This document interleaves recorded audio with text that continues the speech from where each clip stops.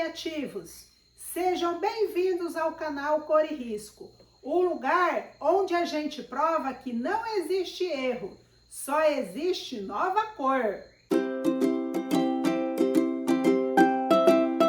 Sou a professora Cleusa do canal Cor e Risco e hoje vamos aprender a como fazer sacolinhas com caixa de leite para o Natal. Os materiais deixarei aqui na descrição dos vídeos e você já pode preparar os materiais e vir comigo para o passo a passo. E você já pode preparar o material e vir comigo. Mas antes, se inscreva no canal, se você ainda não é inscrito, deixa um like para não perder o próximo vídeo. E toda semana tem novidades diferentes aqui no canal. E vamos então ao passo a passo da arte de hoje.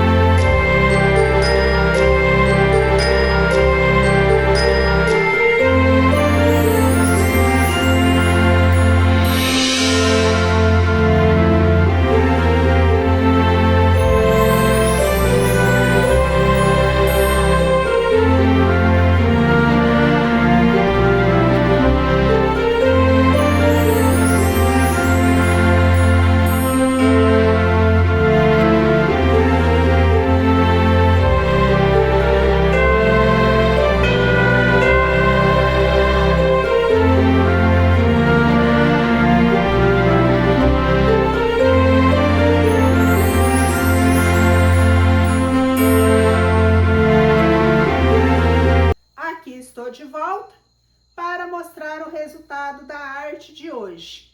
Espero que você tenha gostado e se você gostou, peço que você compartilhe o conteúdo, ative o sininho, pois toda semana tenho novidades diferentes aqui no canal. Olha só que linda que ficou essa sacolinha de caixa de leite. Como você viu aí no passo a passo, recortei, fiz a colagem do EVA e também fiz os detalhes aqui com a tesoura de picotar para ficar essa linda sacolinha que você pode colocar docinhos e dar de presente para as crianças. Espero que você tenha gostado. Ah, e não se esqueça, aqui não existe erro, só existe nova cor. E a gente se vê no próximo vídeo. Gratidão!